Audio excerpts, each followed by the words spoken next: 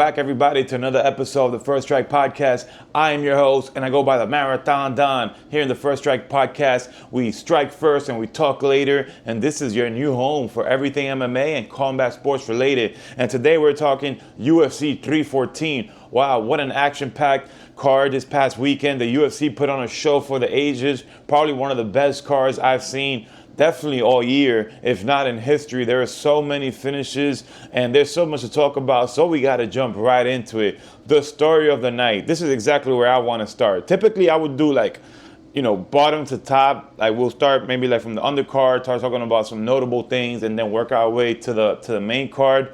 But I want to start with Paddy Pimblett. What a breakout performance. Like this guy, he's already been a star. You got to understand, like Paddy Pimblett, he has such a fan base that is so passionate. He has his nice little chants, his jingle. He's such a charismatic guy. But when we talk about an all-action fighter, a killer, a real killer that comes in to get the job done as quick and swiftly as possible, that's Paddy Pimblett. I already knew that he had the marketability, he had the charisma, the personality to be a star. All he needed to do was start chaining these performances together.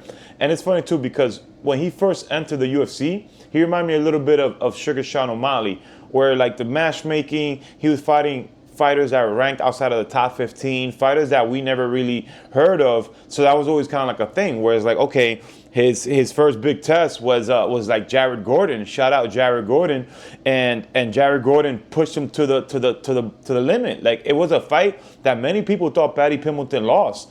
And there were so many rumors of a rematch, and this guy, like when's his train gonna be wrecked, right? When's the hype train gonna be crushed? Because the reality was that he was having these amazing performances, but once he took on a top opponent such as a Jared Gordon, a lot of people say he lost. So it became one of these things where everyone thought he was all hype.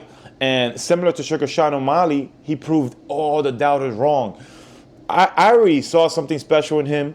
And to me, I was validated when I saw him completely steamroll Bobby Green, who for me is a very formidable opponent. But against Michael Chandler, I think everybody thought we were going to see a war.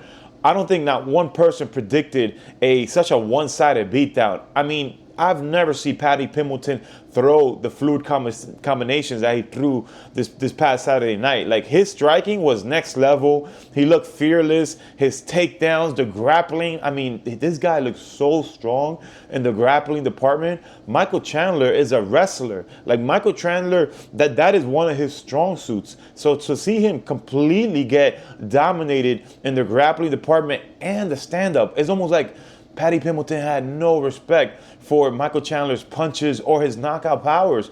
You got to understand, Michael Chandler is someone that's knocked out a who's who in MMA. We're talking about Tony Ferguson with a front face kick, and Paddy Pimblett just walked all over him. It was one of the most impressive performances I've seen in recent time. And once again, to me, what really stood out is the quality of opponent. Not only the type of performance he did, but against who he did it. And this is Michael Chandler. Michael Chandler is the cream of the crop in terms of MMA and MMA royalty. One of the most violent fighters.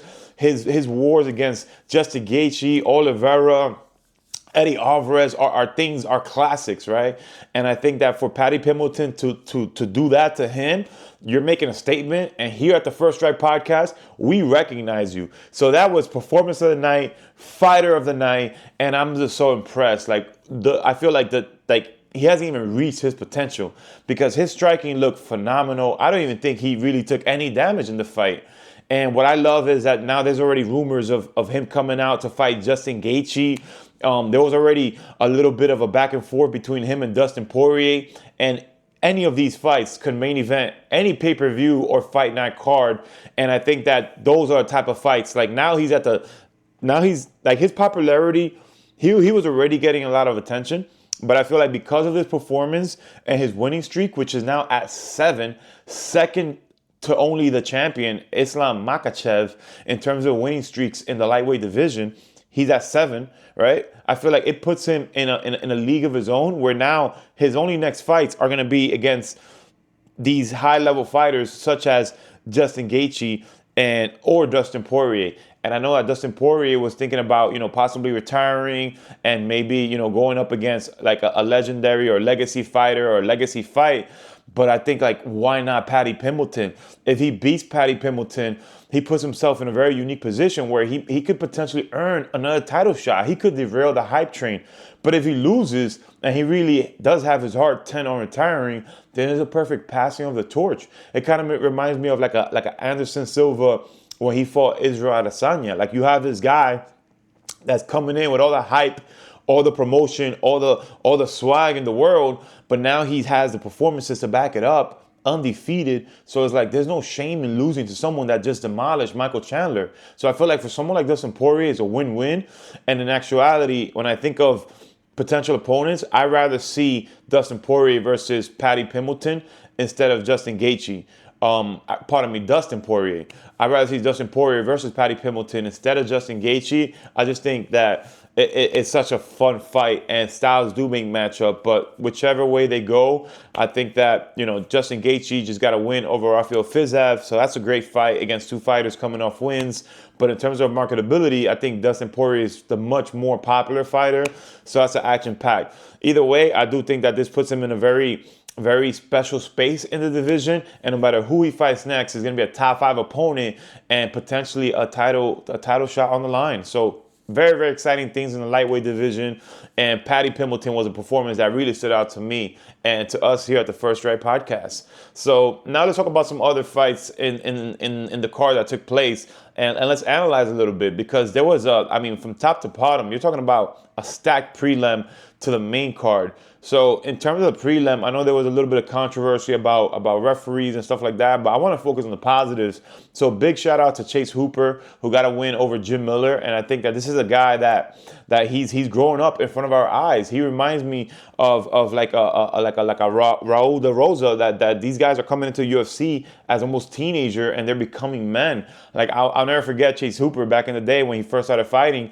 At the end of the fight, he was just asking for like a bag of M&Ms, and now he's here fighting a Hall of Famer, Jim Miller, and getting the win. So regardless of how it was done, I think that Chase Hooper deserves a lot of credit on that, and I can't wait to see his continued evolution as a fighter. Moving on to the main card, let's talk about Dominick Reyes. Wow, what a beautiful knockout! I think it was all the announcers were mentioning it was reminiscent of Conor McGregor, the pullback, right? Pullback left, if I'm not mistaken, the pullback, but it was a beautiful. He caught Krylov in that beautiful combination, hit him flush in the chin, and now guess what? He's back. Like the man that potentially could have beaten John Jones, and for a long time, I feel like that hung over his head, and there were a couple disappointing losses, and now guess what? He's on a win streak, and these are brutal back-to-back knockouts over quality opponents. So I'm excited to see where he goes from here. I think that the light heavyweight division is in a very interesting position, and someone like Dominick Reyes, who almost beat John Jones back in the day and has that marketability, is going to breathe new life to the light heavyweight division, which to me, outside of Pereira and now Ankalaev and the top 5, it has been a little stagnant, right? You have folks like Jamal Hill, Khalil Roundtree, but outside of the top 5, like, what are the most, who are the exciting fighters coming up or developing win streaks that we're excited to see? So I feel like someone like Dominick Reyes, now you could add him into the fold, and that's exciting. Put Dominick Reyes against a Jamal Hill, Dominick Reyes against a Pereira, and these are all action fights that I want to see, right? So I'm excited for him. Big congratulations, and I think that he deserves it, and I'm very happy to see. And I feel like that's a testament to never quitting and never giving up on yourself. So congratulations, Dominick Reyes.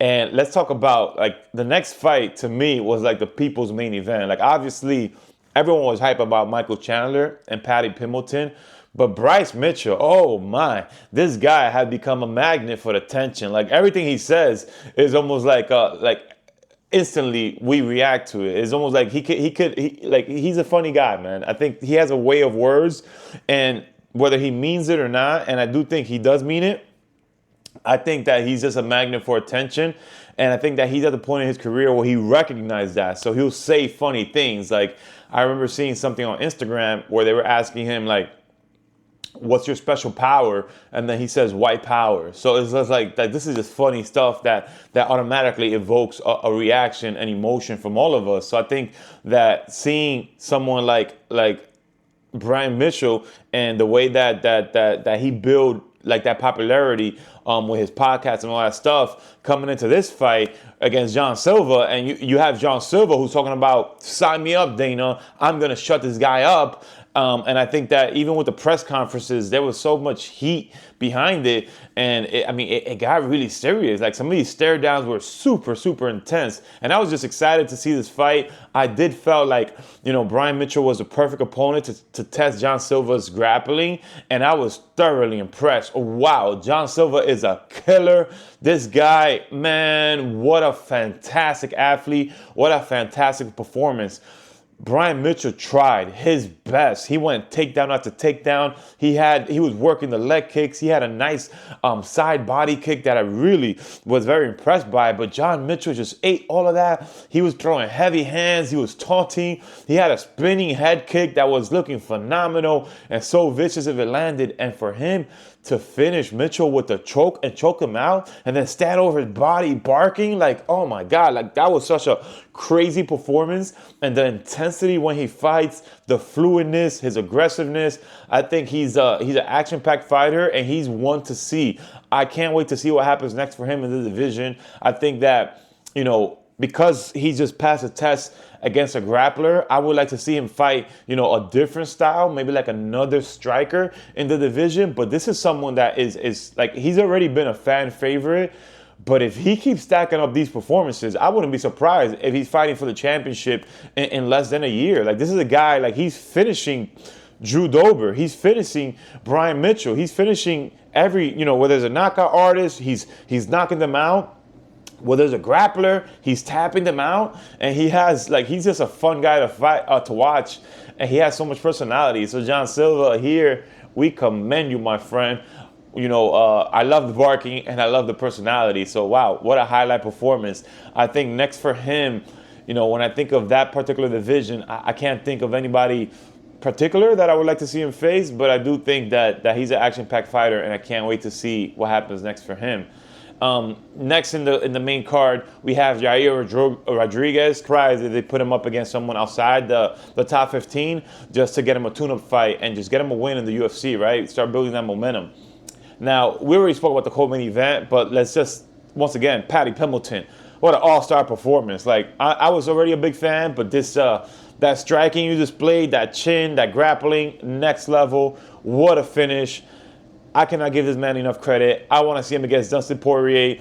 And if he beats Dustin Poirier, I want to see him in a championship fight. Salute to PADDY Pimblett. And now let's talk about the main event.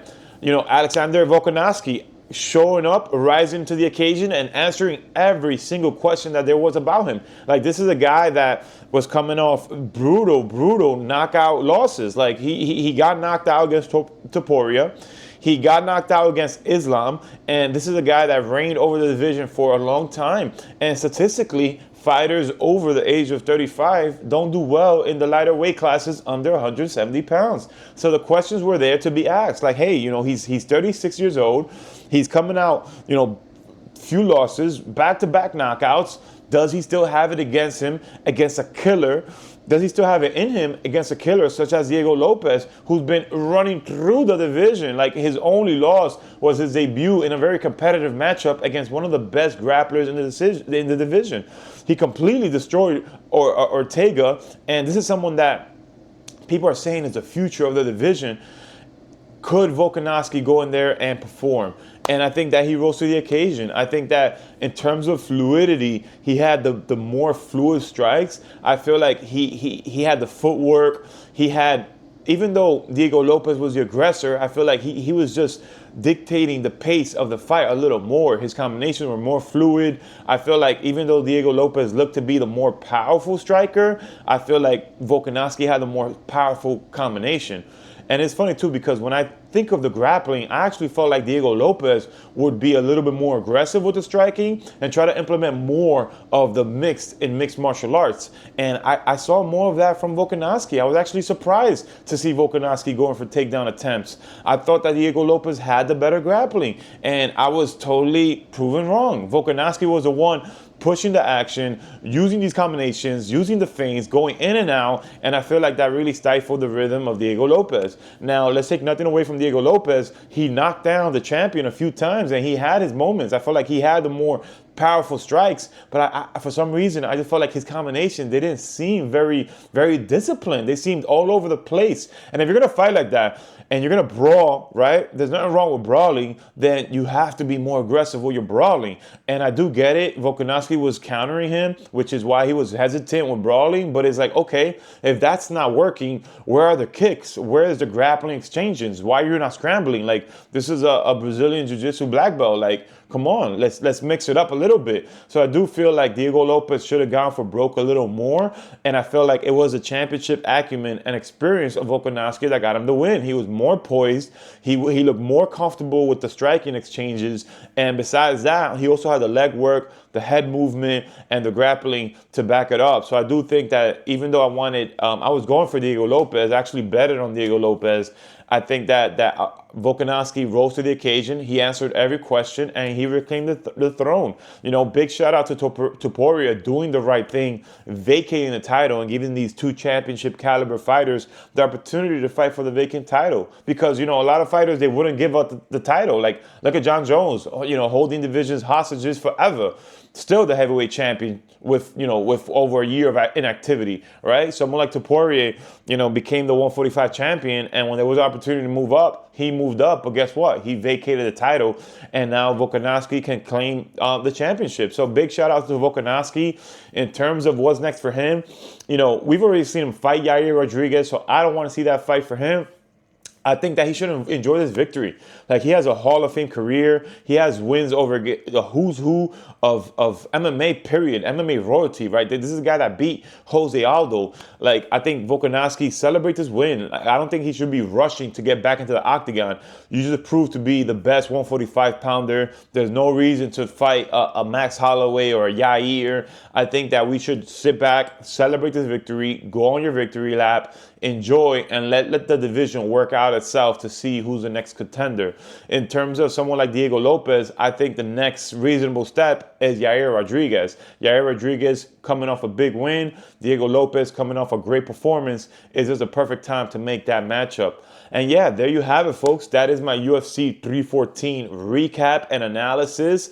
I saw there was a little bit of an exchange in the back with Paddy Pimblett, Colby Covington. Colby Covington, your own news, my friend. Hang it up. You're trash, complete trash. Your gimmick is up. And I feel like fighters like Paddy Pimblett, who are still performing at a high level with such immense popularity, all you're doing is giving this guy attention and giving him, you know, kind of like validating all the nonsense he's doing. The best thing to do when you have individuals like that is to ignore them. Don't give them the attention that they're looking to get. So Colby Covington, you guys are not even in the same division. Like, just shut up, go away. We're sick and tired of your skit. You've been exposed and you've been finished. So hang it up, my friend. Besides that, there was a little bit of activity on the boxing side with Boots getting a big win. Shout out to him. Next weekend, we got WrestleMania 41. I'm so excited about that. I might be looking to set up a watch party. So if you're into WWE and WrestleMania, definitely look out for some information on that. And yeah, what a great weekend in the world of UFC. Big shout out to Dana White and all the executives for a phenomenal event. I am your host, Marathon Don, and I am out.